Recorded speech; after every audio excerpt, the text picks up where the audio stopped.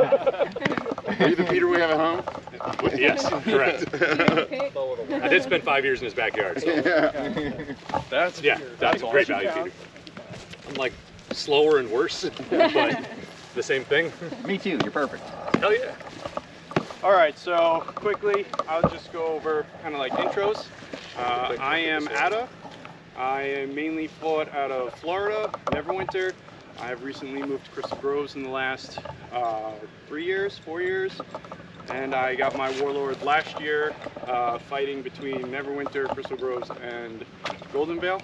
And yeah, I've been playing since 2016, so I have about 10 years under my belt here. And this is Aurelius. Aurelius, been fighting 23 years, also Warlord last year. Currently fighting out of Golden Vale, previously out of Rising Winds in Talagor. Thanks to my wife, I have friends in every kingdom. Yay! When she tells me to move, I say, where to, dear? All right, so just like maybe everyone can introduce themselves and then where you are in your fighting and what you're looking for out of this class. I'll start over here at Telfair. Hey, I'm Telfair. I fight out of Albion. I'm looking to develop my single sword because it's my absolute worst category. I'm pretty confident the more stuff you put in my hands, but single, since it's just one thing, I'm in trouble. I'm Art. I'm out of Crystal Groves, fighting for probably about 3 or 4 years, and just really wanted to learn a little bit more about singles. Alex, out of Crystal Groves, and I've been fighting for about 10 years. I feel pretty confident in my single sword. Not great, but I'm here because I want to just practice some more of the fundamentals and make sure that I'm like, not doing things that are opening me up, like shifting my shoulders too far forward and opening up my back. Well, Dark on Crystal Groves, been fighting about 4 years. Single is my worst category. I'm Hero, and I want to be a better wizard. Hell yeah. Honestly, yeah. Never run out of stick. Stick is the most. I'm a knocker from Winter's Edge. I love fighting single. I have a very strange fighting style, and it's working great for me. And I want to know if there's any like feedback, like I could clean things up a little bit without like getting, without eliminating my style. You'll see it's weird. Okay. I'm Ink. I'm from Winter's Edge. Oh, I'm sorry. No, it's okay. Wow, I am Dan. I am from Crystal Grove. I want both of them more of the fundamentals because I'm not the best fighter in general, and even then I am not very good at single sword, and most people want to ditch single sword and not let me do odd shit. Okay. I'm Ink. I'm from Winter's Edge. I've just recently gotten back into fighting, and I'm at level 0 because I've just gotten back in. So I'm looking to up all of the repertoire and see what else, see the fundamentals, or get fundamentals down. Keep it all right. PvD, Winter's Edge, 2.5 years, love single. I also have a really weird style that I don't want to sacrifice, but I want to understand more of the basics so I can incorporate those to add to the arsenal. Okay. Avalon. I've been playing about 13 years, fighting for about that long too. I'm from Golden Vale, upstate New York. I see single as the basis for all other fighting styles. If I can improve my single, then I also feel like it'll improve my other fighting styles. As well as I feel like there's a lot more defense in single and a reliance on blocking that I want to understand more deeply so that I can improve overall. I'm D. I'm also from Golden Vale. Been fighting about 13 years. What I'm hoping to get out of this class is more of a left hand example of single sword, because I feel like my right hand's pretty good. Now I need to work on fundamentals with lefty. Okay. I'm Achilles. I've been fighting for design for 24 years.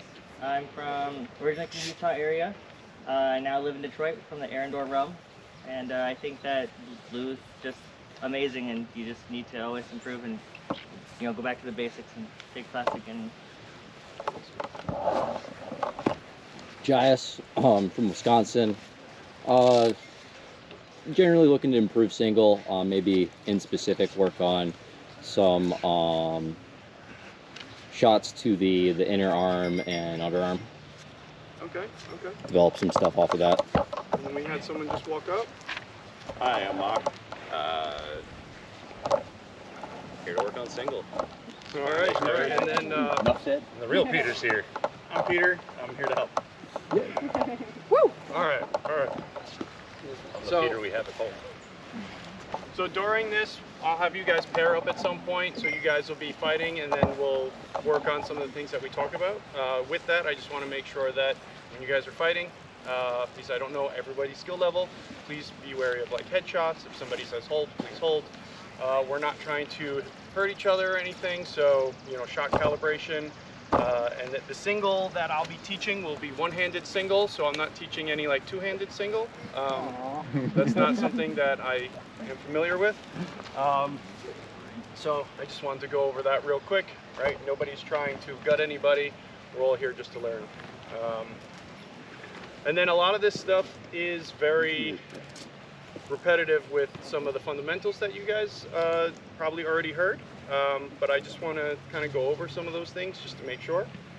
So one of the first things that is important about single sword is how you hold your sword. There's a couple different grips. The one I feel is more comfortable is probably, I guess, referred to as saber grip a lot, where you put your thumb up onto the side of the blade. This, I feel, gives us a little bit more control with our weapon. There's a lot of people that will hold a weapon kind of like this, which I feel that you lose a lot of your angles. You also lose ability if somebody was to hit your weapon. So one of the things that we could show, if he's holding it just like this and you kind of hit it, it kind of moves a lot, right? So that's like a lot of times people will blade beat in a fight, but if you keep your thumb up, you usually have a little bit more control, and you can see it doesn't just flick over to the side. It's also good for your wrist to not be turning in such dramatic fashions, right? Just for your health. So keeping your thumb in the kind of right place and your hand around the sword kind of like this, if anyone sees it. Some people put their thumb more up top, more to the side. I think that's might be more comfort. But this also helps with certain shots like wraps and things. This is hard to recover from, whereas this, you have a lot more control you can recover from. One other advantage building off of that is range. If you're hammer gripping, how close do I have to get to AttA to be able to hit him? Right about here, right? And also notice the angle of his sword. So my hand, or the tip of my sword lags behind my hand. So my hand is, I'll do it vertically. See how far past the point of impact my hand is before I land? Versus with a modified saber, a much more obtuse angle.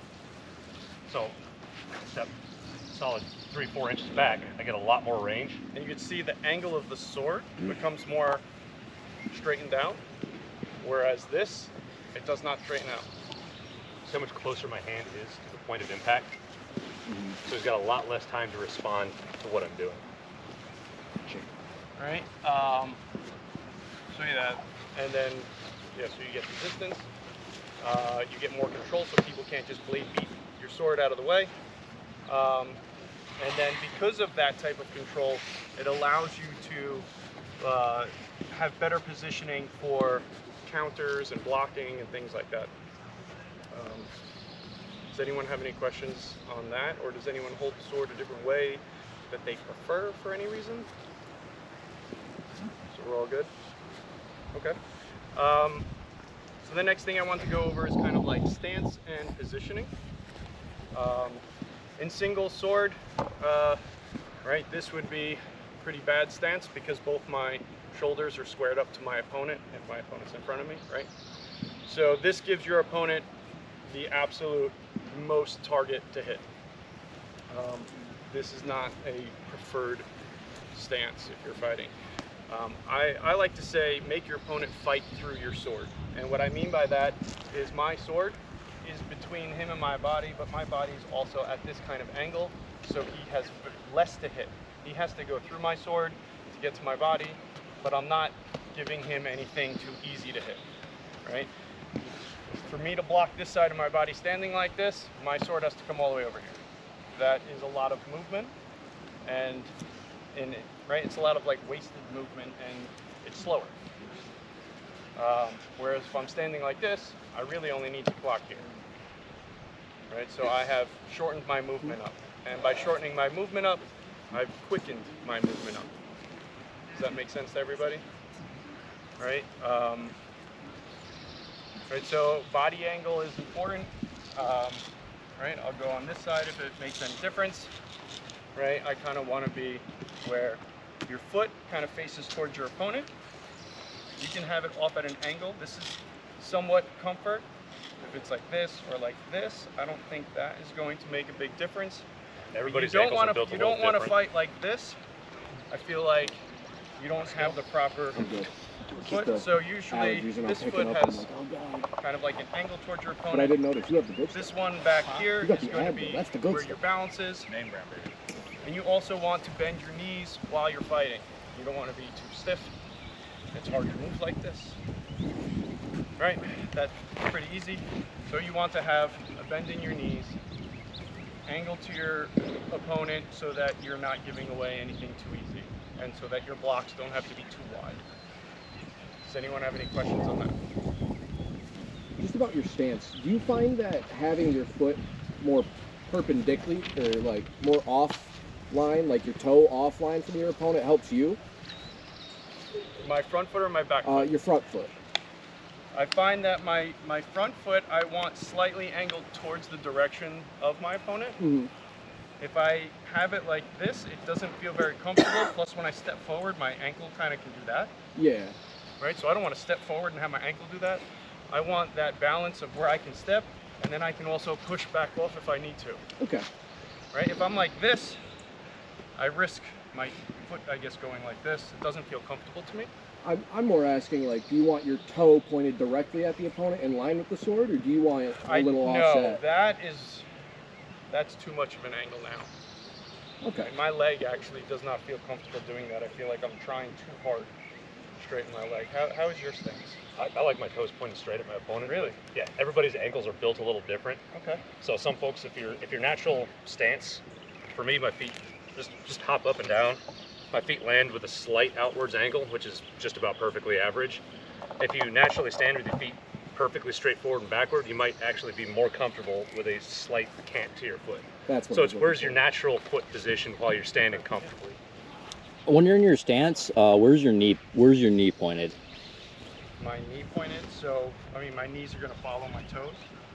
So I like to keep my feet roughly shoulder length apart. Okay, so your knee points in the same direction as your toe? Yeah. That is not true for everyone. I was checking. Okay, yeah. For me, my knees point pretty much straight over my toes, and then I have like a little bend so that it makes it easier for me to kind of like move back and forth. Okay. Right, and then that was something that we had talked about, or Peter talked about in foundations, right? Like you want to keep your feet kind of shoulder length apart, right? Where they put the sword in the middle, and it shows how far you can actually move your body, right? If my feet are too wide, obviously when I go to attack, I can't really get too far, whereas if my feet are closer together, I can now reach him with one step, right? So if you fight too wide, you might feel like you have a lot of balance, but you actually limit your movement because you have to move your legs so much further. Does that make sense? Mm-hmm. Do you have anything to add? If you're too narrow, it's too easy to fall over. For example, if I'm too narrow and he steps offline, I have a very hard time following. So if he steps from there, I have to widen my feet before I can turn to face. So there's a happy medium in there, and it's roundabout shoulder width, give or take an inch or two here and there. So yeah, too wide, can't step. Too narrow, can't turn. Okay. Does anyone have any questions or anything quite yet? All right, so the next section I have here is footwork. I'm going to go over some things with footwork, and then I'm going to have you guys all drill a bit. So what I really want to go with for now is like an advance and a retreat. You can either use your sword or not, it doesn't matter. What I really want to work on is when you go towards your opponent, you know, your front foot comes and then your back foot follows. And when you retreat from your opponent, it's your back foot goes and then your front foot follows. Right? You don't want to step like this. I think that just makes things a little bit additionally complicated for you. If you were to get attacked in the middle of this step, it's going to be awkward. Right? So if I was to get attacked while I did this step, I can still come back. I do not have to follow up. But if my feet were to be crossed, I am off balance. And I can't really change direction at that point. I am committed to whatever that move was. For lateral movement, it's kind of the same. You're trying not to cross your feet. So I would step and step, step, step, kind of follow my steps like this. I don't want to step and step as much like that. I'm trying not to cross my feet when I fight single sword. Another way to think about that, if you're trying to move left, lead with your left foot. If you're trying to move right, lead with your right foot. So make your L's and do your best. So what I want us to work on in a sense is range control a little bit. So with range control, right now, I would probably say this is what we would define as like C range. You can't hit each other, right? Safe. This is a safe range, right? If I take one step up, now this is B range because I can tag arm. If I lean, I can hit stomach, right? So now we're in kind of like a mid-range is what a lot of people say, either mid-range or B range. I think some people put colors to it. Yellow. What's that? Yellow. Yellow range, okay. So this is yellow range, I guess this is green. We're going by light, traffic lights. Green, no one can hit each other. Red. Yellow, we can now kind of tag, and then you have your grinding zone, which is your A zone. So when we do range control, I want us to be able to move towards our opponent, and I want our opponent to be able to move back so that you keep the comfortable distance. So I can do that without tripping.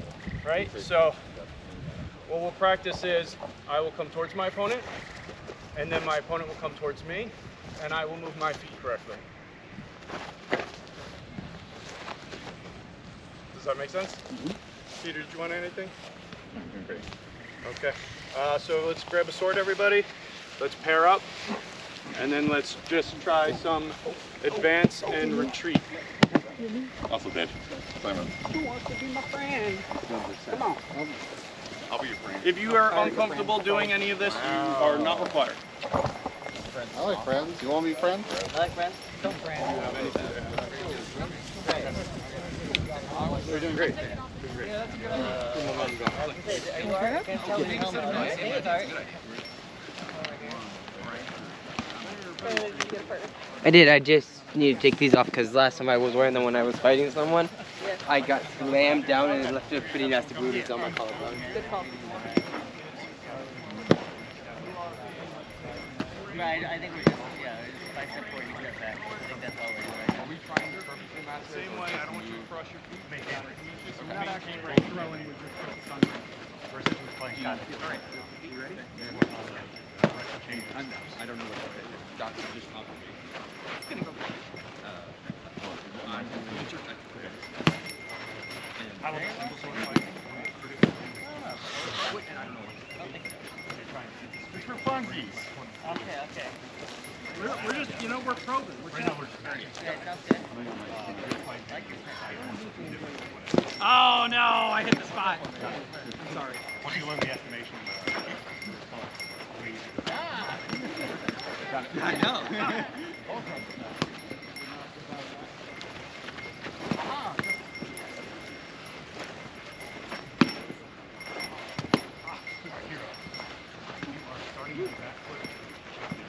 Gathering, yeah. Sorry, I gotta take one first. Try that. Yeah, always leave it back. Or always leave it Around. So check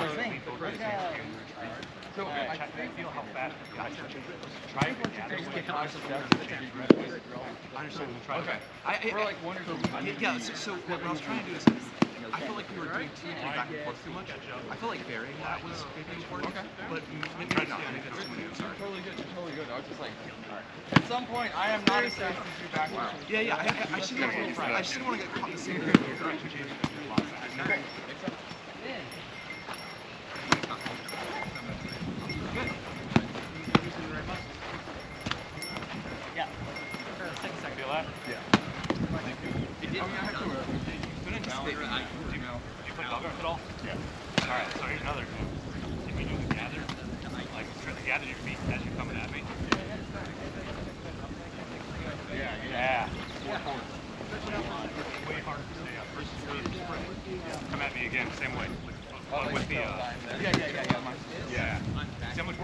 that is? Go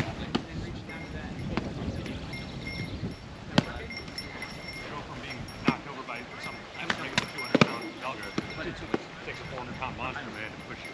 Way more stable. Everyone get that now? Kind of, right? You are doing the same thing. Gathering your feet. Pretty, Okay, let's do it. Let's do it. Let's go. Come on, put it. Try to kill the rocks. There we go. Yep. More stability, faster direction changes. And in fact, if you step in, it's a good idea before you recover back foot. If you decide you don't like it, just immediately come right over. Okay, so I'm still gathering here, right? And I'm here, but instead of... Oh, there's no gathering. The narrowest your feet should be is shoulder. That's fair. Yeah, okay, so I'm here. Then I step, and then I gather. Step and then recover to your car. So you want to, so wherever you started out at, shoulder width, advance, come right back up. So I don't bring my feet together. Advance. Cover to go. Like if you misjudge when you gap here, then you're going to get kind of stiffy. So you end up gathering. Now you're going to have to spread your feet back out before you can regain your balance and decide where to go.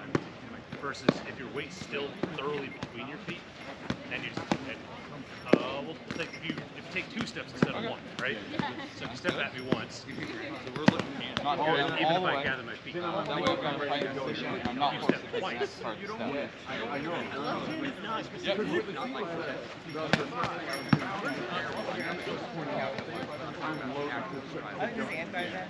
Yeah, so okay, so I am collecting. I'm tall. I'm mobile, but I'm not ready for You can war. take as many steps Which back if I as you just need. maintain feet apart. Where the offering, Right. Toaster patriot. Why not? So you did study. Way more control, right? Yeah. I feel like I can knock your ass while I'm putting mine. Yes. Instead of being off balance, having to recover, brace, and go, now it's just there. It's already there.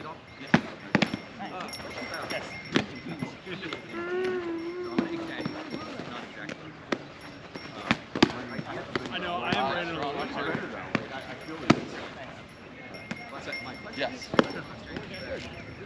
Yeah. I've got my sense.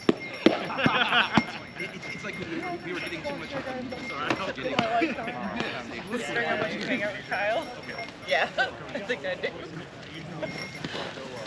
You want to know what my first belted weekend was? 13 sets of block straight nonstop. Between him and Devin, I went back and forth 15 times. This being solid move, so I was not allowed to put the sword out of my left or right hand. And I was just crying because my arms are on fire. But now I can do sets for days. I think that's how you and Devin. Well, how Devin people play. Is that the part?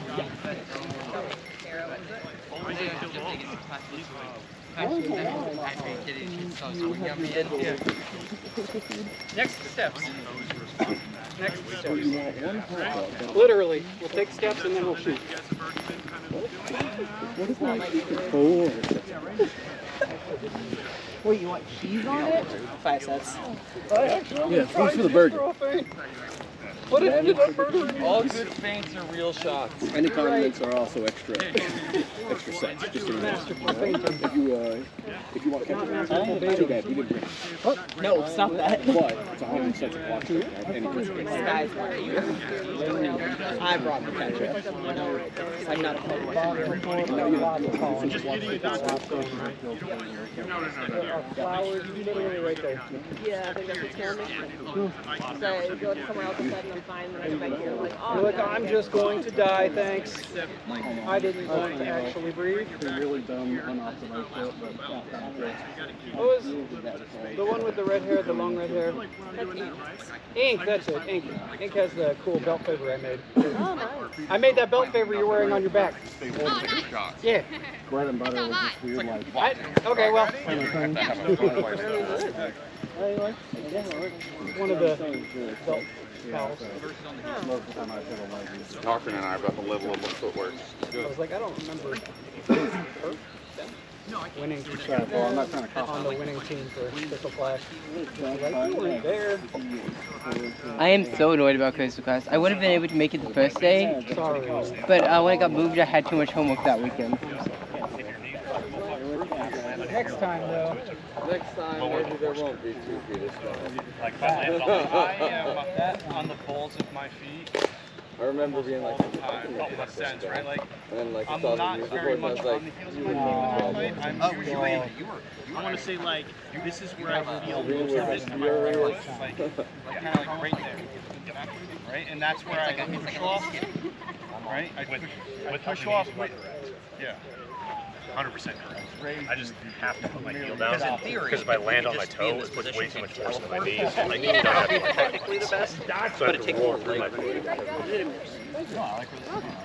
I still have 2 more that do not have them now because the teams weren't large enough. So yeah, you are correct, Lenny. I think that you're on. I also you ran need the somebody entire to rep event. the other one. Said if you need somebody to rep the other one. So how did you guys all feel about that? I Good. love the ring Did control. that feel any different than what you guys were doing? I was trying to get out of the in camera. Yes. No. Not for the most part, but it's also So good to know. Well, it's good. So some of you guys, this is a familiar kind of movement, right? And that's good that it's a familiar movement. And for those that this is like, it feels good, I'm glad that we went that. So then the next thing I had on the list here was basically blocking. Not even going into shots yet, but mainly blocking first. My thought is you can't kill anybody if they kill you first, so you want to be ready to always block. With blocking, a lot of times you'll hear something called house guard, or you can start with denial guards. There's a few different kind of denial guards that you can have. A lot of times people will start with their sword basically like this. This is considered a denial guard. This is considered a denial guard, right? You're projecting your sword out. You are denying somebody from hitting a specific area. Your denial guard is going to be somewhat preferential to the way you fight, right? Some people might want to fight here. My denial guard is like this because I want him to throw there, right? So I'm denying kind of like the center of my body. I'm hoping he throws here because then it can lead to something as easy as a block like that, and then maybe a strike or whatever. You can also have denial guard up here. Some people can project it straight. I don't think I would like this as a position. Do you ever fight like this? Nope. No? No. So what are your favorite guards to start a fight with? So I like, I'm 100% on board with the denial guard, and the way I think about it is in terms of lanes. I like to close an entire lane. So that way it forces my opponent to open, fake, feint, throw to a known lane. So I know if they do anything besides take a big ass step to the lane that I've got closed, it's not real. So for example, if AttA decides to throw to my outside lane, it's not real, he can't get there. If he takes a big step, he can get there, but he gave me about 3 business days notice that he's doing it. So any threat he projects to the inside, now I can take seriously, but now I know he's going to open to the inside because the outside's not available. All right, does that make sense to everybody? Right, and then have you guys, I think we went over this, but you guys understand house guard? And I think house guard is, could be wrong, but I think it's road theory. Is that where they came up with it? And if you think about it, right, if I had 2 swords, it's your roof, your walls, right? So with a single sword, unfortunately, it's only half a roof and 1 wall, but that's the same for your opponent for the most point. But these are the positions that you're using mainly for blocking, right? So if someone's going for a shoulder, you basically have, there's your part of your roof. If someone's going for your hip, there's your wall. Want to go on the other side? Sure. And then if someone's going again, shoulder, right? There's the other half of the roof, and then the other hip or the side of the body here, maybe even an arm you can block out. One of the things that I like to do with blocking is, one, I don't want to move my hand too far away from my body, right? So let's say Al is throwing on the outside. I don't want to block like all the way out here. I'm not trying to hit his block. I just want to meet his block, right? And part of that, right, is one, my sword only needs to come to here. But if I actually move my wrist out, it's even less movement, right? Right? So let's say like right here, he can hit my arm, right? But if I twist my wrist out, I didn't even move my arm. All I did was move my hand, and it's blocked that shot, right? So from here, it's on my arm, it's off my arm. And that's not, right? So, right, if I just put my hand there and he tries to throw it, I've already got that blocked on the outside. This also works for inside, where you can turn your hand kind of like this a little bit, same kind of concept. Right, outside, inside. Right, outside, inside, and outside. Does that make sense to you guys? A question though, regarding that. How concerned should we be about breaking that wrist plane with your hand? Like as far as safety and injury goes? Because I'm trying not to, I'm trying to. I don't do that, obviously, but it's valid. What's that? I don't do the wrist movement because I can't. Oh, you can? How do you feel about that, Peter? I use the wrist movement. I use the wrist I movement all think the it's time. Yeah, I mean, safe when you are a smaller if you're meeting the force, like if you're going at the force in the opposite direction, like that's when you have a higher chance of causing some certain strain. But if you're blocking to the outside and you're turning it to the outside, like you're meeting that force directly. Like Okay. it's not, it gets distributed like into the hand. So it's, if you're hitting it like straight on, like there's more of a chance for your crushy bits. If you're coming at it like the opposite, and it's ineffective, plus there's a higher likelihood of injury. But Turning out, it doesn't need to be extreme, but even like a slight turnout, I would add foot rotation into that too. Oh yeah. So yeah, if someone's coming from outside, that's perfect. Any core rotation is going to be faster than an extremity. That's true. I am smart. All right. Right, and then when we're blocking, we're not trying to knock the block away. We're not trying to swing at it. We're trying to meet it, right? And then We had a question in the back. Oh, sorry. I was going to say, it feels like the only time you wouldn't want to do this, and correct me if I'm wrong, but is against pole arms. That's like the only time I don't do that. Yeah, why do you think I'm wearing these? Yeah. Because I mean, it was not, to be blocking fair, it a wasn't a pole door arm battle with pole arm, it was an one SCA pole, sword but yeah, is I got my wrist pretty smashed. hard as it is, even if you have the correct block. Yeah. So, I mean, depending who's throwing it, right? My left wrist has sounded like a cement mixer for about 8 months now because of an SCA pole arm. Oh, yeah. That I blocked with my wrist out. I do both. Like 14, I'll be like, both. So yeah, if you're blocking a pole, meet the force straight on. Try to use big bones and big muscles to absorb it. and the same would be true with heavier weapons in a heavier game. Yes.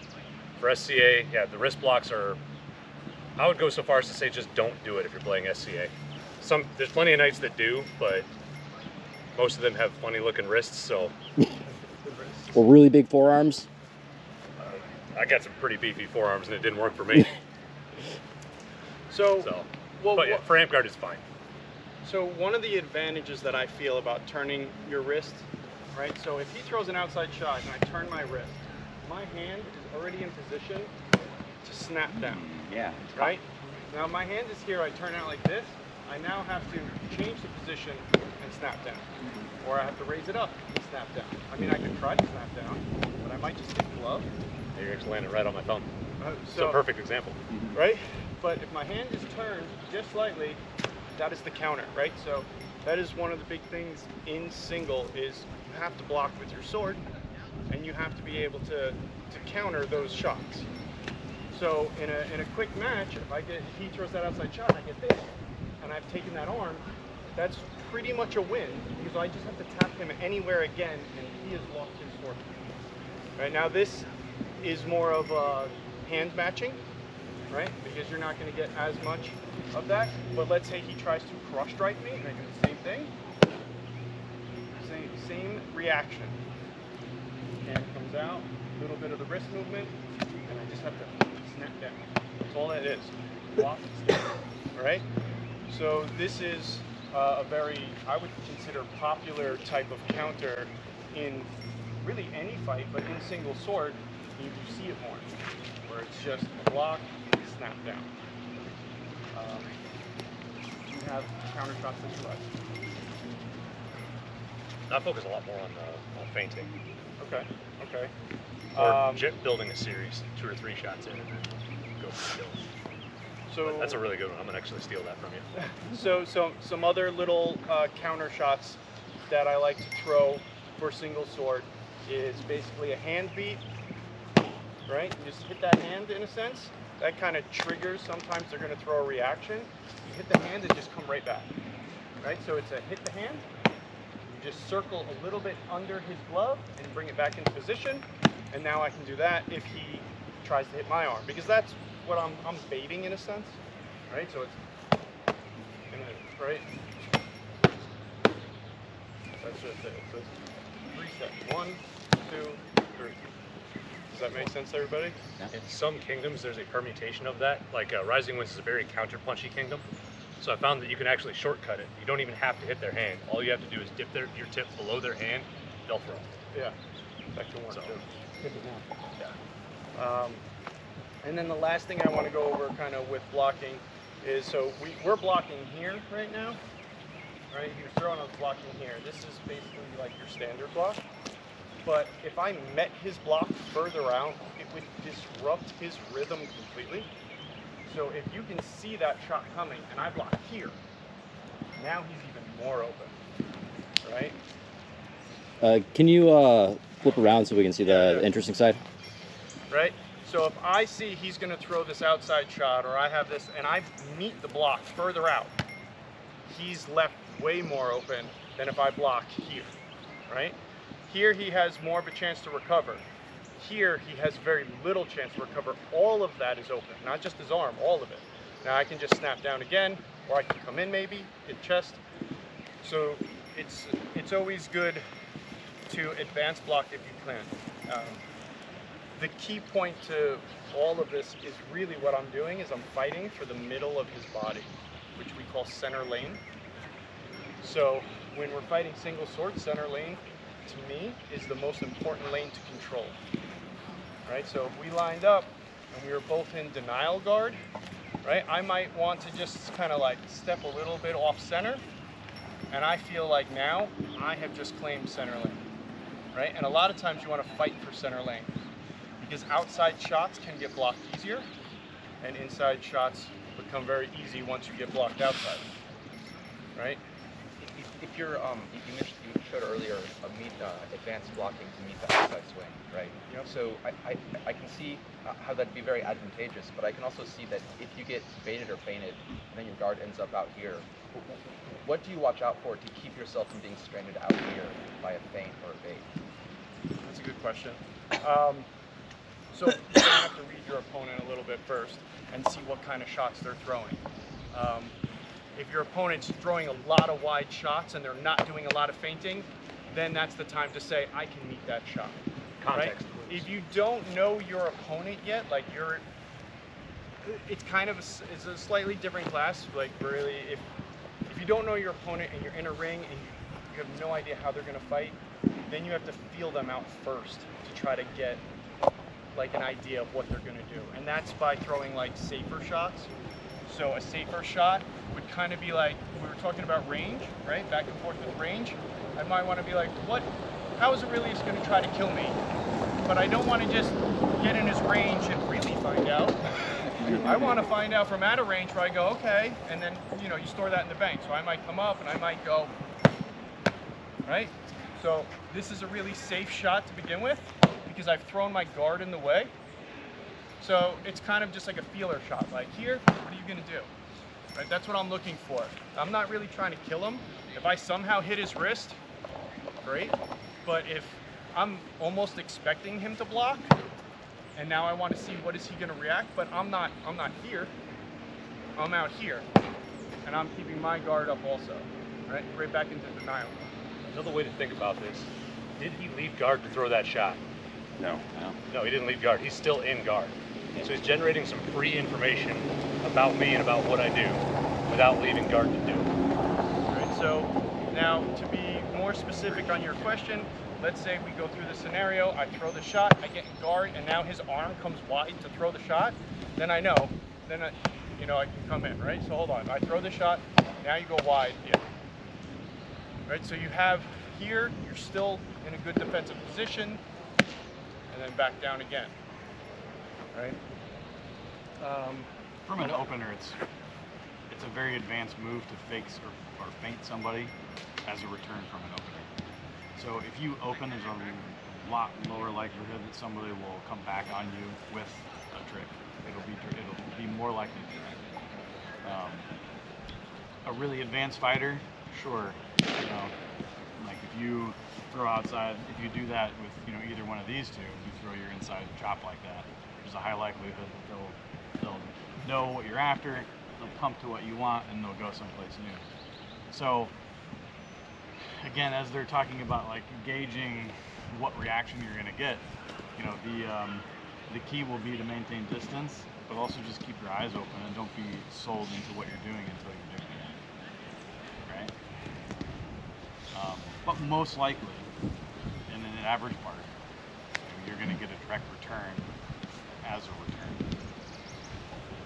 instead of a feint. Just modeling that out real quick, I'll throw the opener at you. So if I Does that make do it sense? from Do here, I need to like show that? That middle has sense. Yeah, show it. Okay. Yeah. So from here, Can you if stick? I throw that opener, and he returns with a feint. Oh, feint, If he sorry, returns with a feint, you do the advanced thing. It's hard for him to kill me. I've got room to recover, right? First, if I move in, I throw that or feint. It's very hard for me to recover if it turns out he's lying. So he does this opener that you just put, right? For me there would definitely be something that I would do, is I would pump and then come inside, right? I'd go, whoop, and then like watch his hand go out, so like it's right here. Like that would definitely be something that I would do. But I have more hours on the clock than most when it comes to predicting what that next return needs to be. Most people are going to be on autopilot, so they'll throw, and their autopilot response will be going to the primary return, right? Meaning the most juicy in this case. Do you guys understand primary, secondary, tertiary returns? Does anybody not understand that? Outstanding. Good. So a primary return is the most likely shot to come from the shot that you throw. So as you were just saying, if I threw this shot, most likely shot is probably my arm, right? So in this, I throw that, I'm expecting this block, right? So that's your primary return. I guess maybe in this same situation, I'm not sure, the secondary, right? So that's primary. What would you consider secondary? Maybe body. Wouldn't it be the inside of the arm? Secondary is usually the same location from the opposite side, according to Often, but not always, yeah. So secondary, any of the locations are going to be determined on where your hand is in relation to the tip of your sword. So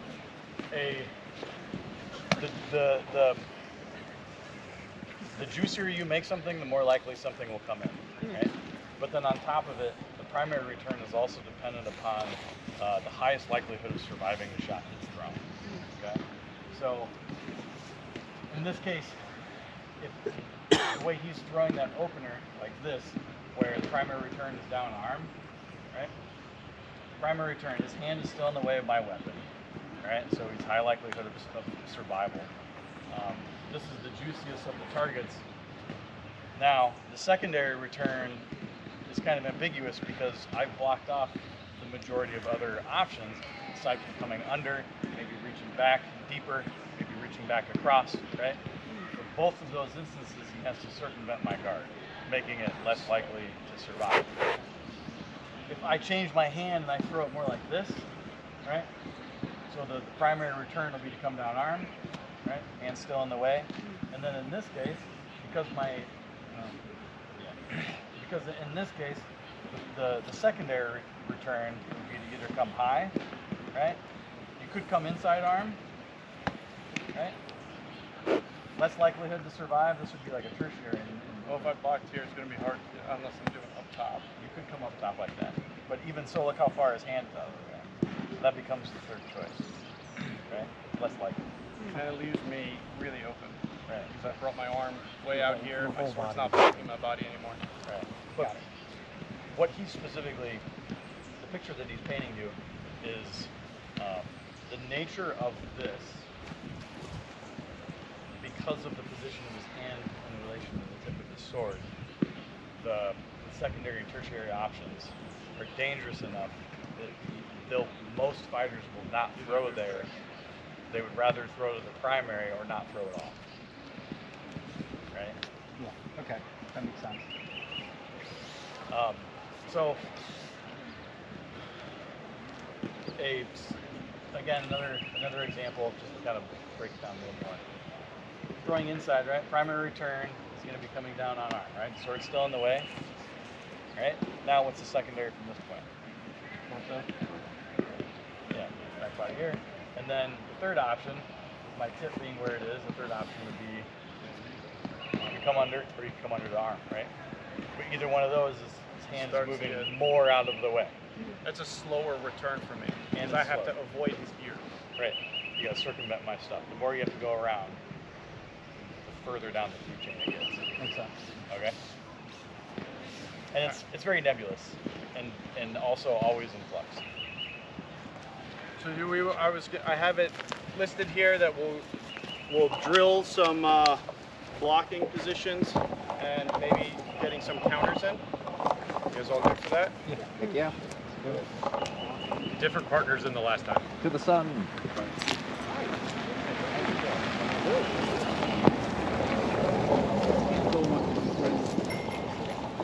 So we're not, let's do it slow at first, right? So we get the mechanics right. Let's not just It's too hot to be wearing this butt flag. arm before they can get my arm. That's not what we're trying to do. Get the proper block. Boyle, nice to meet you. I'm Achilles. I mean, you know my name. Nice. Yeah. I've seen some of your pictures. Hello, my friend. If anybody doesn't have anybody, one of those instructors. LAX and GIS. Good to go. There we go. We're on a hill. Take this. Okay, we'll wait.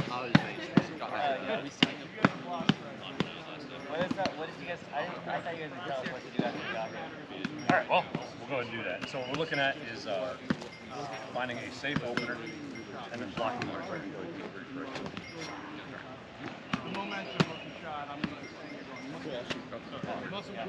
So pick an attacker, pick a defender, or an opener and a Different people in the region do it different way. I prefer like that shot.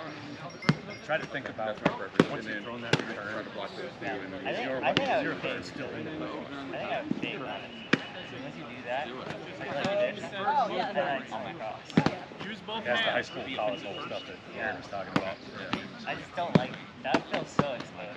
we were going to do one trick. What was that? If I tag out real quick, I'll show you what. So if I wanted to throw the direct return, go ahead and open.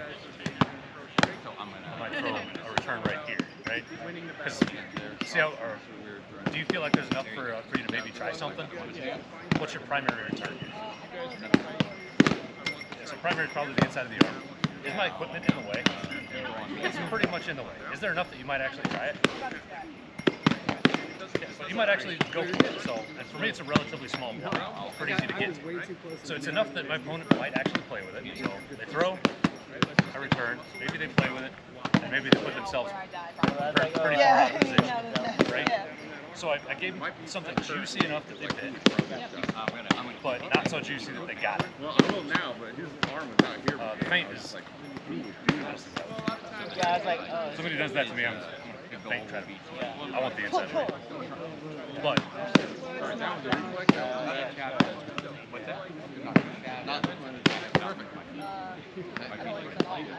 right?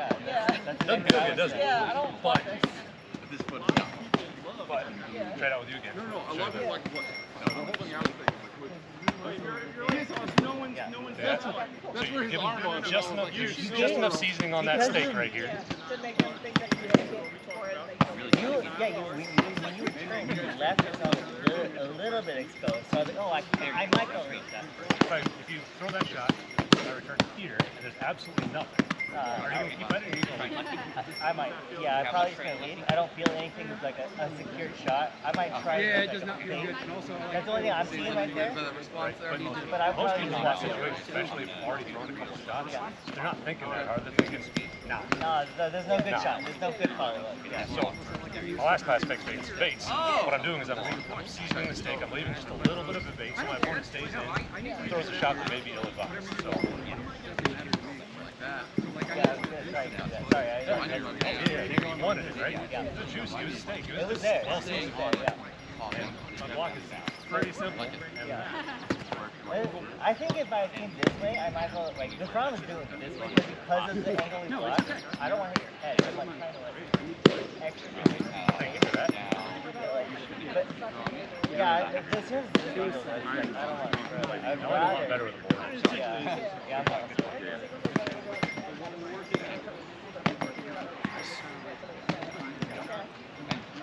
One thing, something go ahead.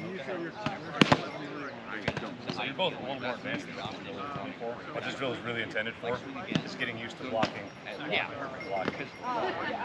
But you're way past that. So I figured, like, let's give you a little more of the thought process of how do we use this to our advantage.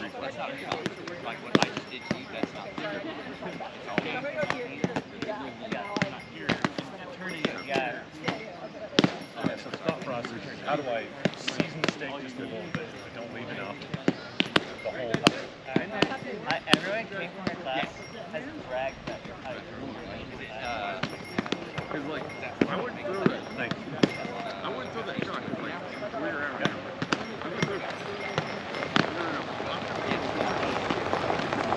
So that's a range question. If you're giving Tato the opportunity from here, he's just going to fucking hit you, right? If you do it from, but if you're starting it from here, now he's got to give you enough notice to do something. So if something's way faster than you, like, that also gives you the opportunity where if they do snack something, it has to be an arm, and you have an insurance policy, now you've got another one to try again. Got it. Yeah.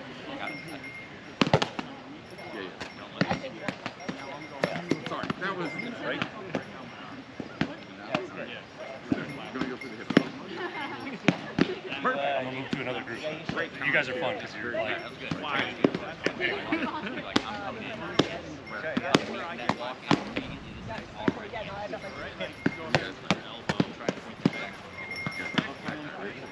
No, you're good. You're good. Good. You're both fighting further up. Something like that, right? That's not okay.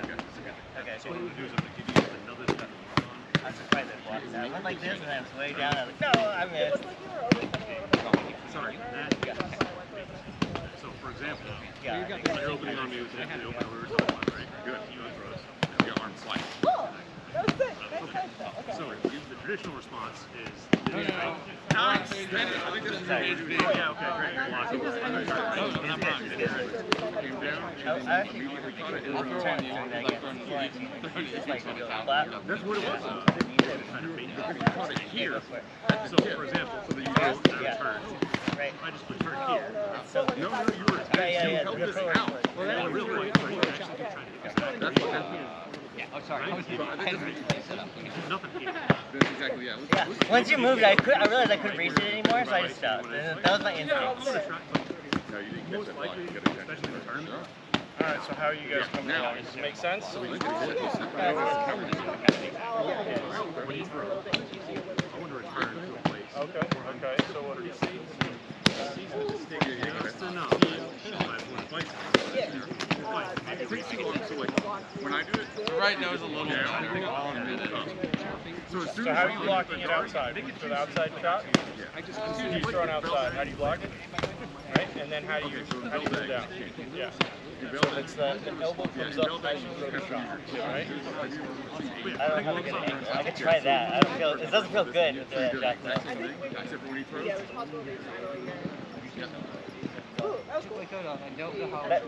I love doing that. Yeah, stab them, but it just depends. Like you can't. It's not always gonna work. What do you, if you don't mind me asking, what do you Keep it on there. That's the point of it. Yeah. You want it to look like you're okay. So typically you want shots to land the exact same step behind your step pick, right? It's not one, like it's not step and then swing, right? 1, 2. It's like one. It's all the same time. If I'm trying to swing early, I'm kind of making sure to like swing and then step. Oh, okay. And then hit. So make the step a little bit later. Yeah. Come down more. Okay, 40 Come on, just be like, Yeah. Yeah. Well, because I want to sell it. I want to make sure they believe it's going to hit them. Right. You know it's usually time of the step and I know the react to it. Yeah. Exactly.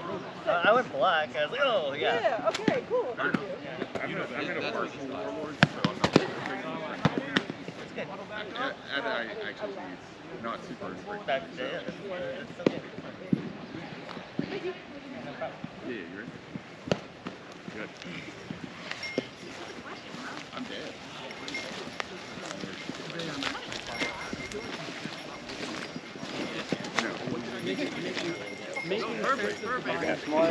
I ain't good, but it's honest wax. That's overall. Thank you. Thank you. Which it gets you there real quick. Practice that. You talking to me? We can enforce that on site. Yeah, that's what I was like, I'm not live. Takes more than a week. Absolutely. Yeah. And Peter mentioned that. I've been minding these whack fields for about 10 years now. Yep. Oh, yeah. Okay, I got a piece of advice from Achilles that we're really having one. Okay. All right. So, does anyone? I think I asked, but is everyone good with that? Right. This is mainly just a little muscle memory, and trying to get you guys in a better position after a block to be able to strike properly. Point, right? And right. So, Victorian outside block. You don't want to move your arm too much. Turn your wrist just a little bit. This way you can snap down on it.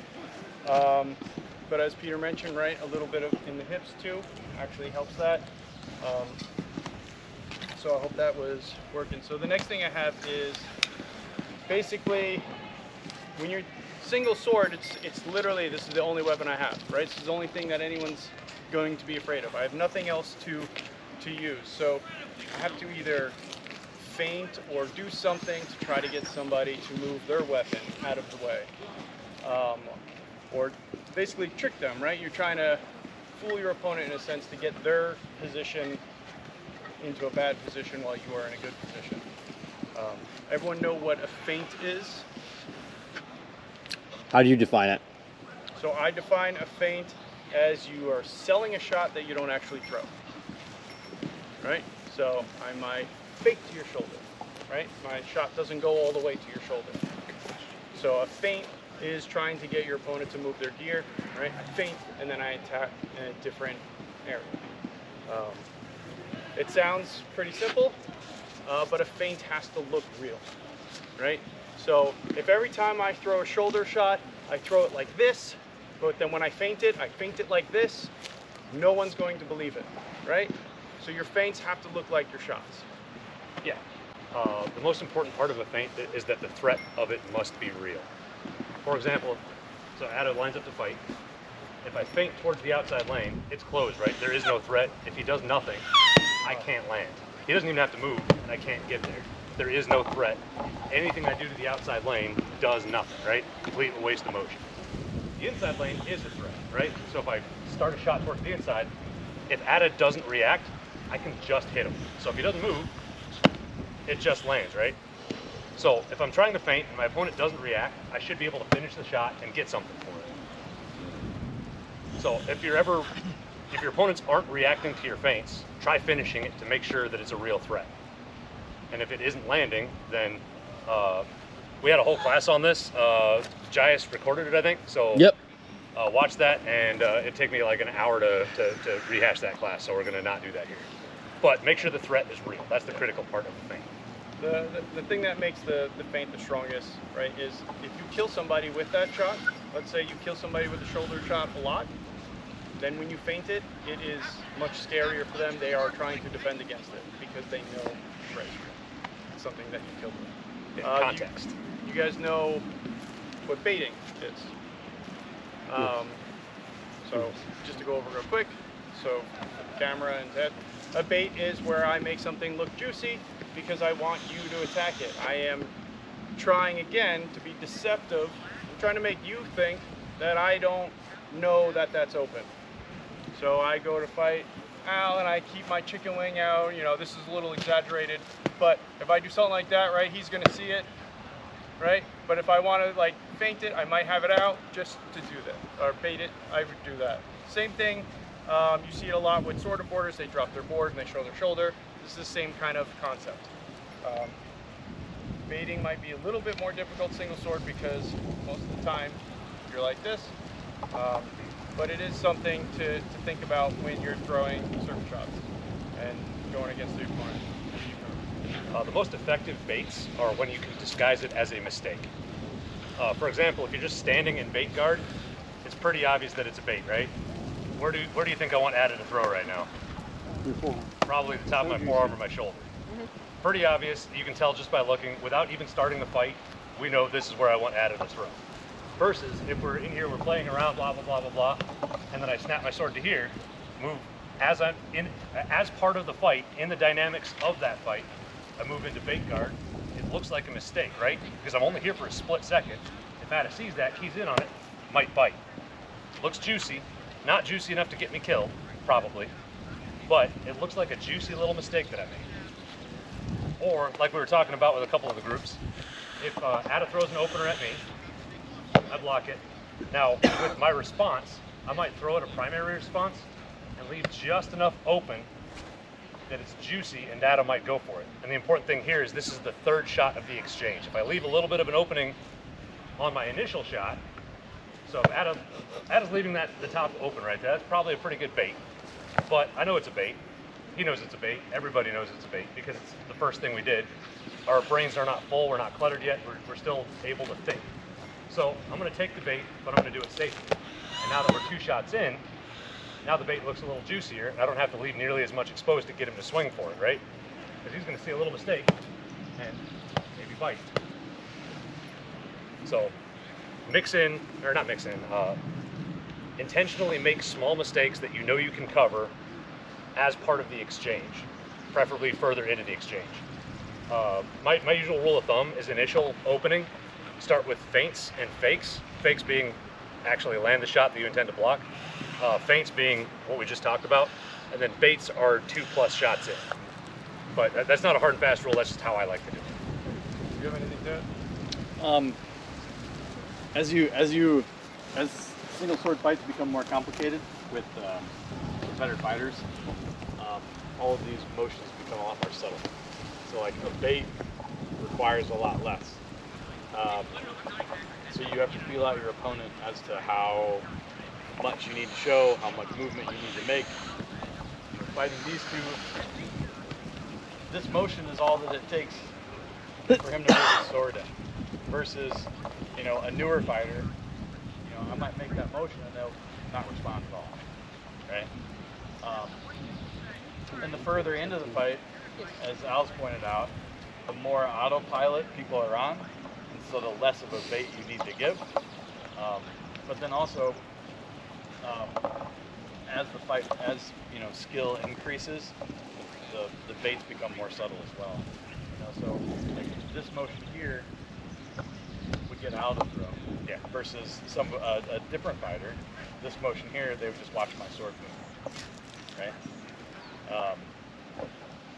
So all of these things, all these tactics, you feel out your opponent. You start as safe as possible, and then you work towards being a little dangerous and loose and open, as you go. I've found baits against good fighters to be a real mixed bag sometimes, especially when you know them really well. It's hard to know how much of a bait to give, and if you give too much, it's really easy, then you just die. So, where's the balance on that? Like, do you have to know the other fighter quite well before you start baiting, or how do you feel that out? Because in my personal experience, I've just cut down on baits a lot when I know the fighter's fast, just because I feel like I'm just going to be. As you have to. Just like you got to feel it out. If you run up to somebody that you don't know, you start safe, and you start with direct, safe shots, and then you open things up a little bit, as you can. Part of the reason, and people you can fight for multiple reasons, but one of the best reasons to spar with people that you know is so that you can feel out the parameters of things that you're working on. Like the initial shot that we were talking about last time. Like the position, just that cross. Right? The position of the hand is something that he has felt out how high that needs to be to do this safely, right? And to get people to throw to it, you also have to lower it enough to get them to throw to it. And so there's this Goldilocks zone that you need to find. And part of fighting with people that you know a lot is finding that zone for you. And it's always in flux depending upon who you're fighting, depending upon how fast you're moving that day. So you just got to adjust. But it can be a mixed bag. But the point is that you're creating that mixed bag on purpose and with purpose. Right? Which is a really good question, though, because reading your opponent is a huge part of single sword. So if you're going up against somebody and you know that this person is, let's say it's a warlord, you're going against Peter quick, he's probably not slow. So that's where you don't want to leave too much, because then you have to recover too much. So I guess when you're going against higher level fighters, just like we said, where it's like little movements, get them to react, where you need large movements for people that are newer. Baits is, you only need a tiny bit of bait to possibly get somebody that sees it, whereas maybe that tiny bit of bait doesn't actually look open to a newer person, because they're like, right, that's just a little bit. But maybe somebody that's a better fighter sees that, or a faster fighter, they might want to go for that. So, definitely depends on the opponent. That's too fast. Another way to think about it,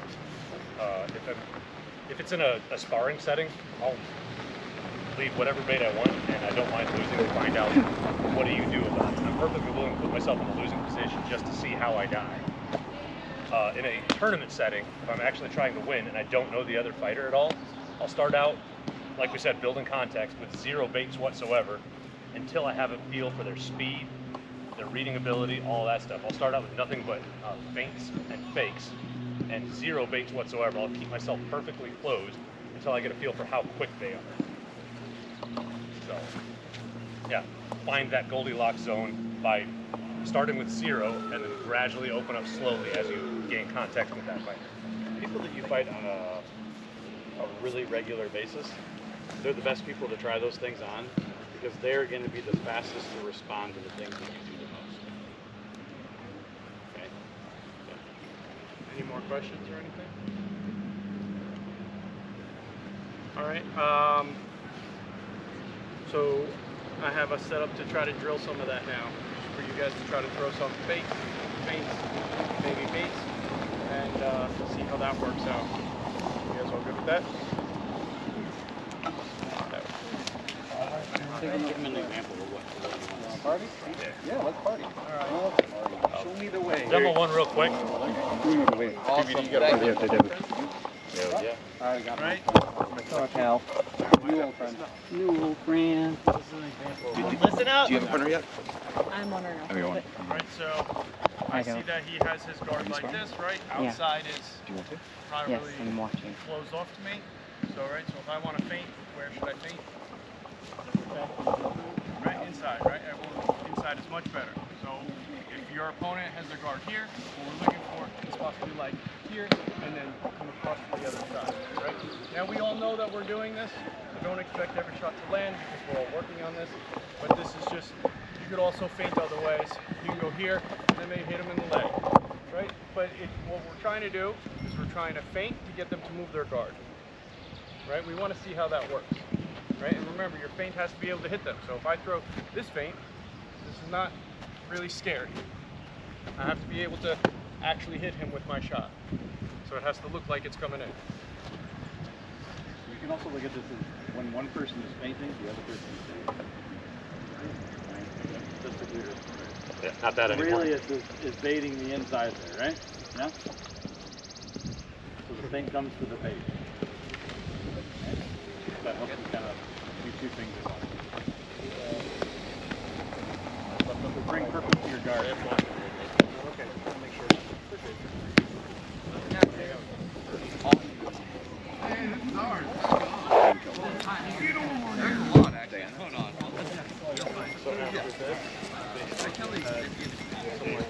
My brother knows you and speaks like okay, so I'll work with you two first and take I got at least doing one feint and go. So what you guys are going to do, everyone's got probably straight blocks with their hands, right? You got your ball position block and your hand. So what you're going to try to do is draw out both of those blocks. But what I want you to do is yell the board. You got a leg too? Yes! Oh, yeah, I do think Sorry about it. That's tricky. Yeah, so right now, Achilles' outside arm isn't available at all, right? So that's what I'm going to choose to hit, At this right? stage, I'm like, So now I have to think about like, well, I still didn't get there because I didn't get the hand. I should be able to talk to you about it, and since we can't move our feet, force the motion out of you that it's available, since I know you can't hit. But I also am going to try to not do something goofy like, of course that's going to work, but you just hit me, right? So I'm going to try to focus on, right, that one actually did work and might have worked in real fight. Yeah! That's what I want you guys to do.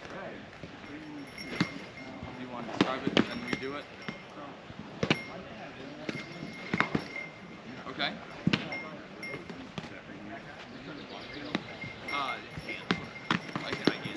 That's really good. And arm, and arm. You got all of the things. Yeah, that was a good one. That's my perfect. fault for that. It's practice. Okay, so my bread and butter is fake out, fake out. It's a three-parter. It is the it's the movement special. So in out, in out. Yes, it absolutely is. I think when you go it twice, I get confused how it's watching. It does get a lot of people's space. Yeah. That's fair. Honestly, if you're chasing somebody and you can keep up with them, it works great. If for some reason don't worry about it. Well, that explains why it's a picnic shot. He's coming in during that the whole step.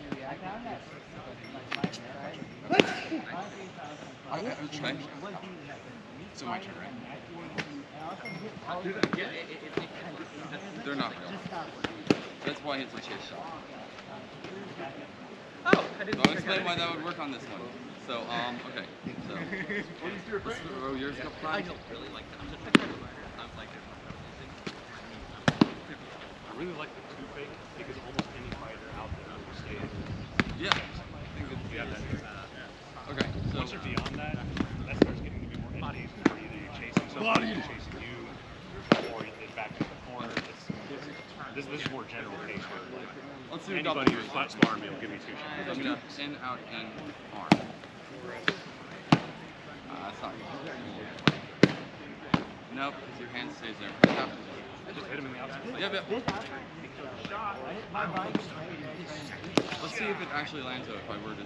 A mission accomplished. So it works, yeah. So now he believes it, right? Yeah. I was trying to on it. Not very fast. One of those two. So it's either building in and it steps in or it steps out.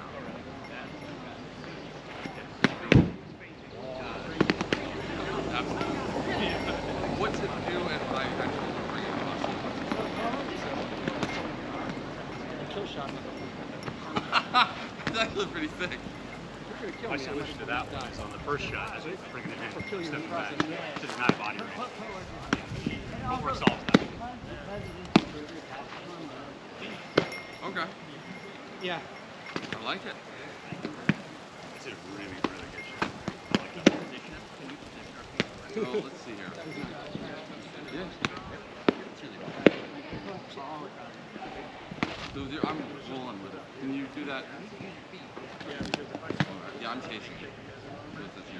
So if I throw it back in? That's sick. Round 2. Heck, what do you expect? I need to just come under. The drop was nice too. I like it.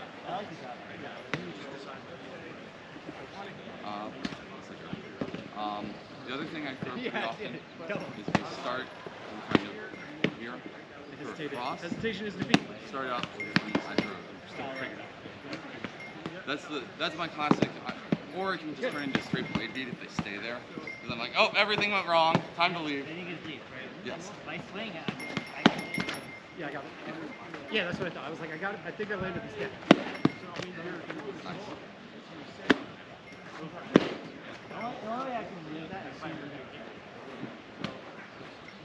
Okay, so all of our steps right now are full to middle steps. What do you want to work on that isn't a full to middle attack? No, I feel like everything I'm doing, I'm here, I'm leaning, I'm stuck. What's it mean to like set something up that we don't end up stuck? That we can just like throw the combo and leave. I don't agree. Yeah, So, what's it look like where we do something like that?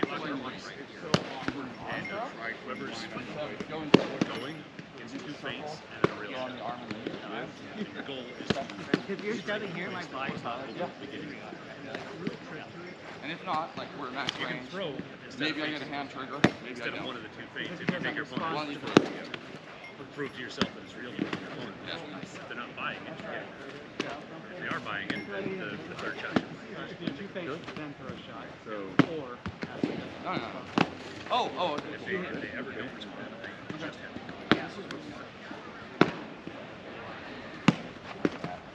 don't move your keep moving.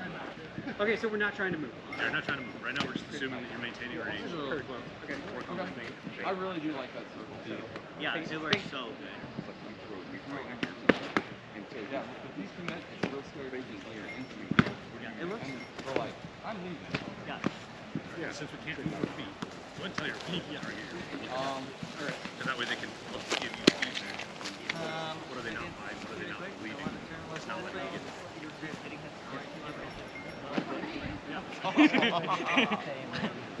Sorry?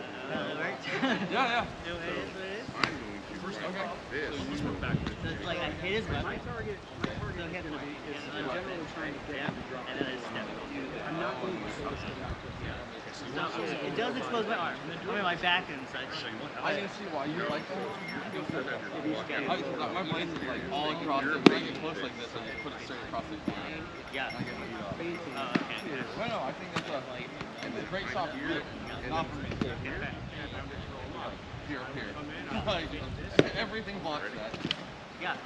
Well, I would think as a swordboarder, that shot would be terrible. It only works against they have no nail. Oh, okay. Yeah. Okay, so what do we do with this?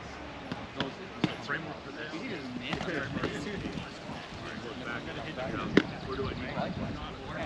Well, if you want this to work, very sharp. Fighting left, go and do it a little. I'm not trying left. I'm not really a left. This should block it. This should work. Might just be able to tell you.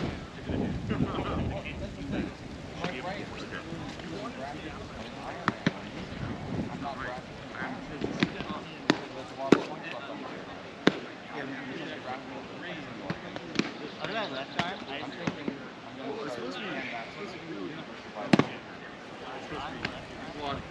I really like this. Bring over. You know. a lot of people immediately go, they believe I'm going to sleep. So how much it's hard to do. I'll show you some good feints that I have learned. Awesome. Thank you so much. Okay, so the hand match, I wasn't sure. The feint is going to be inside outside, right? That was one. Yeah, I saw that. I think I moved mid-way, but Yeah, you bought it, right? yeah. That was a good feint. Well, I wasn't. I was like, huh? And then didn't respond when he actually threw. It doesn't take that long. Do that same thing again. Use that to stop. Fucking lizard brain. You got to get them. Oh, the lizard brain fights me again. Some folks are doing it on the hand. I know that you can. It's just a matter of figuring out my opponent. I'm going to need to like make him move this. While we're still sizing each other up, I might. Sometimes I can only move to like You. Oh, okay, you're looking at my bump. No, I know that. Right? Versus. Oh, wow. That must mean the other kind. Wow, okay. A lot of feints that I like. If I'm going against another person that's right at the same time, because that's what I have to do. Right? Some feints I like is to actually I come in here. You being young and spry. And then I right? Right? So they're used to that contact. And then instead of contact, it looks like the contact, but I go underneath it and then just walk into them with a slam. I did okay. I like that. Right? 40, but I was also a paratrooper. Okay, that's fair. But you want to, no. I got thrown. The shot needs to hit more like Glenn was actually talking about that. Yeah, I was over there. Yeah, there it is. Yeah, I mean, it's Oh, thoroughly aligned. My accumulated injuries were massive. You can't just be like, They were before I picked up the post stick.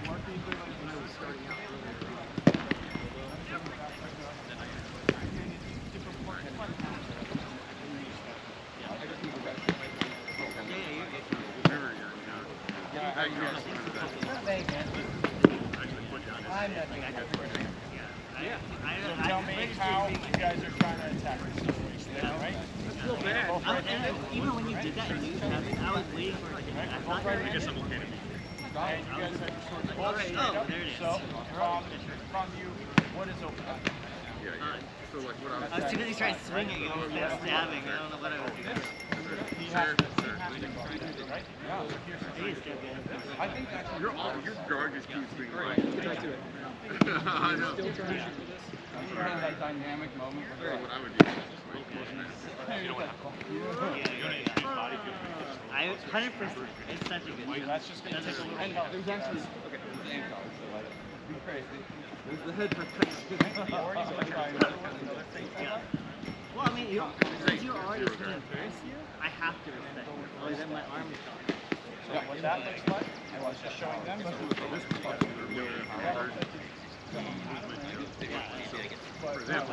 just curious Once they start blocking, right? You don't have that handle right here, right? I'm committed to blocking that. Yeah, this time I was like, maybe you're annoyed and you're coming hard. Yeah. That's nasty. Yeah? Yeah. Don't do that against me. I'm going to do it against the unit, but not you. That's the deal. I told you unit down there.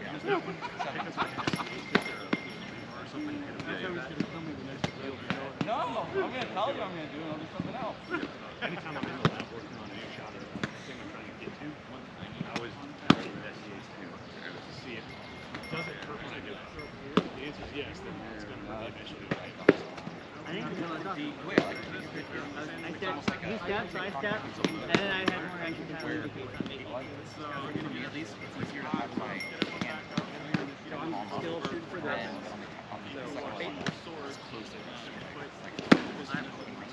That little circle. I followed it. I was all over the world. I like that it's sort of more block. I got it. All right, I'm going to change it up on your turn. Start bringing a medical back. It's never happened. Oh, Shit. Oh, baby.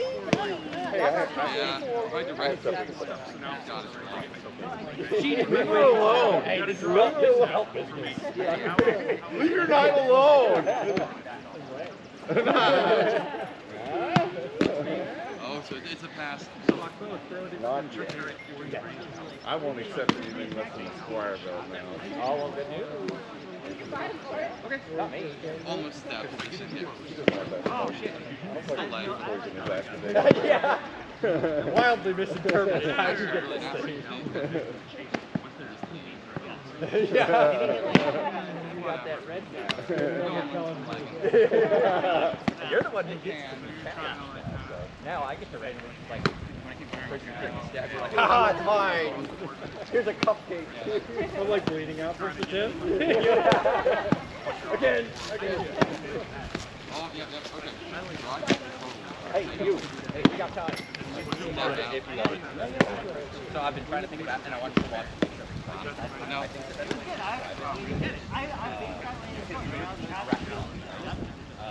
Then you feel safe. Yeah. And you just left here, and I felt safe, and you just tapped again. You would only throw it if you're baiting their arm like this. So like if their guard is here, Yes, he's weighs like 95 pounds. And he changes levels like up and down, So crazy. you're I'm like, feinting. I don't have the. It was a lot. So like, He was a very hard player. close though. All right. Everyone starts in my I would act like I'm going for your elbow, and then I would come up. When you're doing it, you're baiting your A lot of arm, theory talk. unless you set it up. That's the point of it. That's what we're trying to do. Thank you. -2 minutes. What's that? -2 minutes. -2 minutes. Oh, we've already gone over. -3 now. Oh no! We've already gone over. Good timing on we're working together on Yeah, I thought it was wonderful. Walk over to the shade side. I love the shade, please. Yeah, let's go to the shade. Yeah. All right. Let's go to the shade side. Instead of us doing Yeah, this. it's fine. Was it Wednesdays? Out, yeah. Or Aurelius and Yeah, for sure. In the cards. Absolutely. So,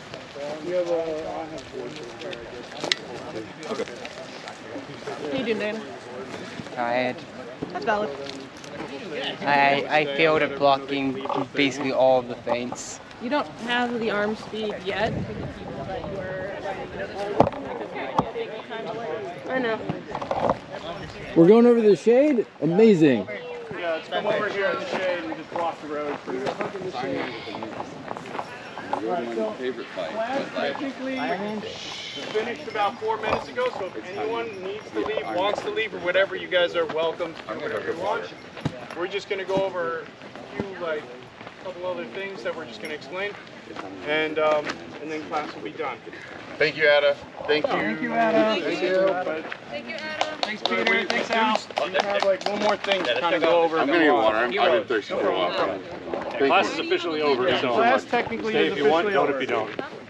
The only thing that we really had left is, what do you do if you've lost, like, let's say you're sword and board, you've lost your arm, and now you're fighting against somebody that has a sword and board per se, right? So we were just talking about this. I'll let you explain it since you were talking to me. You just did this, right? You just, Yeah, I took my 9th off a guy doing this right? last year. Or was it 2020? So, Whatever. The situation that we're in here is I have taken Aurelius' sword arm, and now he's down to just one arm, right? So here, you go ahead and explain. All right, so at this point, if I get close, AttA has this big old wall that he can attack around pretty readily, and it protects it. So if he can. Is your arm gone in this situation? What's that? Is your arm gone? Yeah, He has I've lost my his right arm. like- I'm right-handed, so I lost my sword arm. Now I'm down to just left hand, and I'm fighting a border.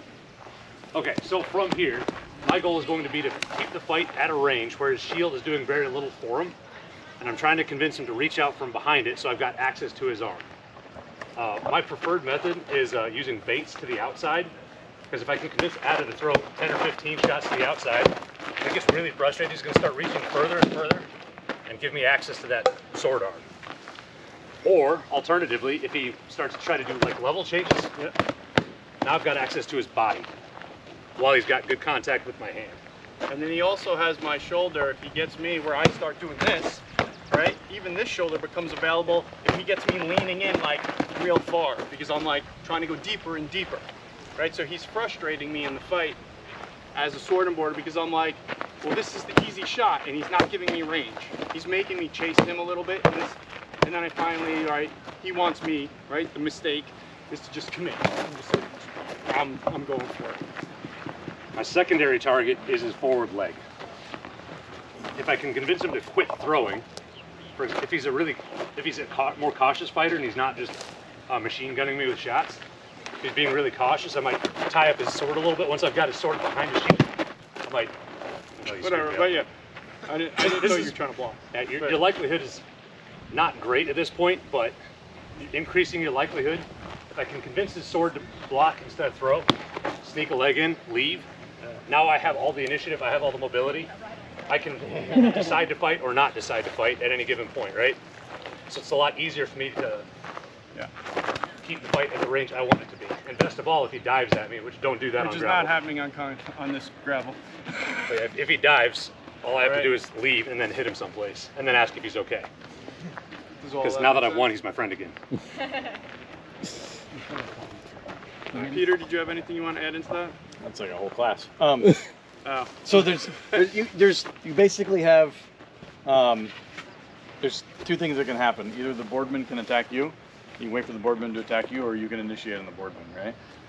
My personal goal when I'm single sword in a tournament or any other setting against a full kit is as a boardman, I want to try to convince this sword to be coming around my sword in some way, right? So I can do that one of two ways. I can hold my weapon up in the way and wait for them. Oh, shoot, sorry.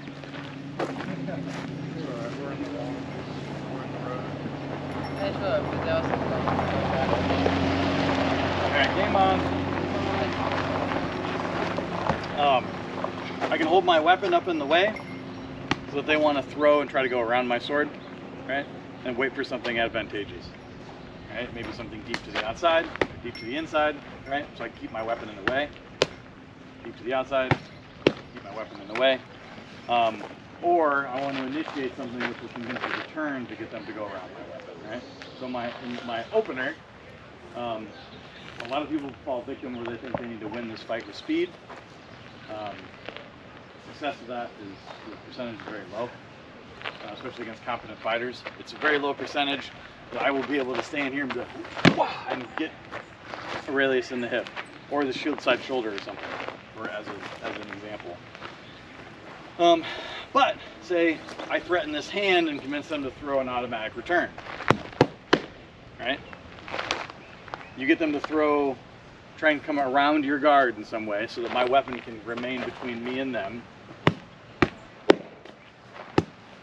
You know, oh sorry, like, or an opener where you're coming here, you know, but I've lost nothing there. I didn't win that fight, but I haven't lost anything. We're still 100% safe. But it's when I reach out of the way, that's when I'm going to lose the fight. Right? Yeah. Yeah. Question.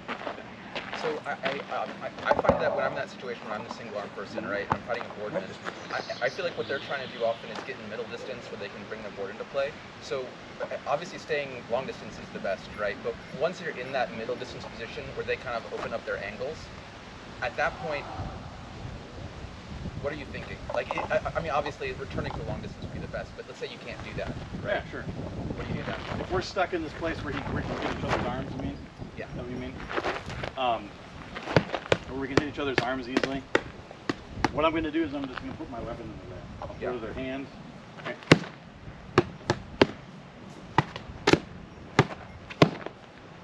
Alright, I'll keep my hand in the way. I'll throw to their hand, I'll try to solicit a return. Yeah. I'll make them try to stop their advance. Especially if it's like a small ring. Yeah. If it's a larger ring, you know, then I'll just back away. Like, wait for them to come, right? Usually once they pick up that forward foot to come after you, that's when you want to step to one side or the other. Can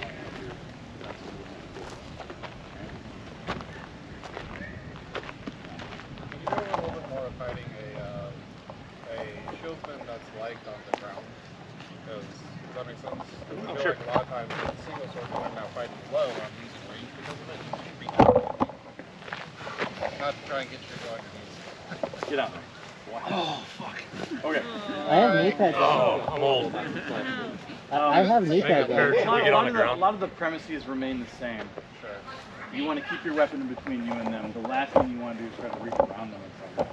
But because you can move your feet and they can't, everyone thinks that they want to do they're like right, and it's like the worst thing you can do. You might win once in a while, and it looks cool, and it's great. However, that is a much better way to do it, right?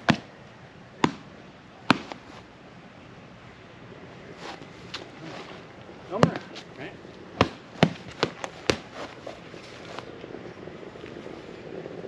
Keep your hand in there. Oh, good. But keep your hand in there, right? Try to get them to come out. Because they've got a shield and you don't. Convince them to swing around you. How many shots did that take me? Like 20, right? Yeah, and that was a lot of effort. Stood in range a lot longer than I would normally you don't stand do in that. range, right? So you just bide your time until they reach really far. Any other questions? Two sword?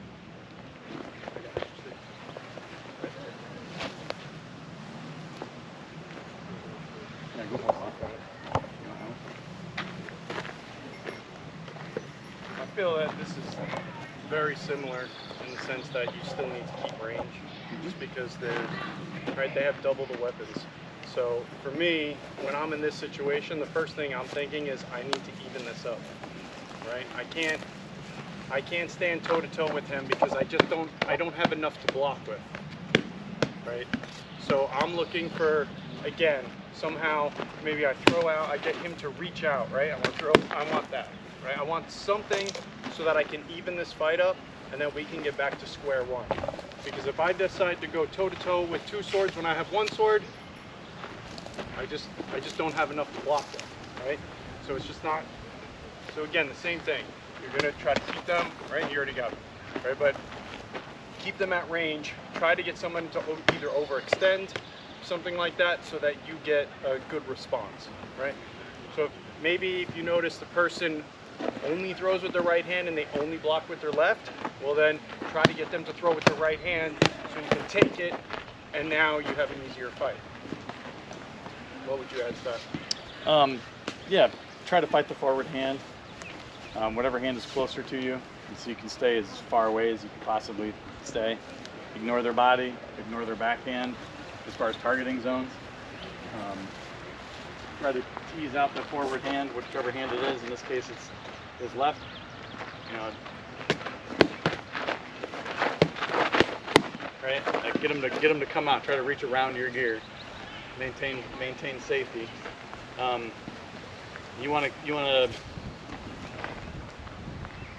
You also need to be aware of what the backhand's doing. So when you do throw, right? So instead of throwing like completely flat, or maybe you're throwing so that you have something in the way when this is inevitably coming. You know, you gotta stay as safe as you possibly can. But you can do a lot of that with your feet. The way I think of that principle is I try to keep the fight in a range where I'm forcing it to be a single sword fight, even though my opponent has two. Because if we're at this range, can my right hand hit Peter? I can't get there. I can maybe tease his knuckles a little bit, but I can't get there with my right. And we are in range of left, and his right is in range. So if we keep the range here, then we're essentially in a single sword fight, and it's my left against his right. So this might as well not be here, other than maybe some really shallow, nice blocks. Right.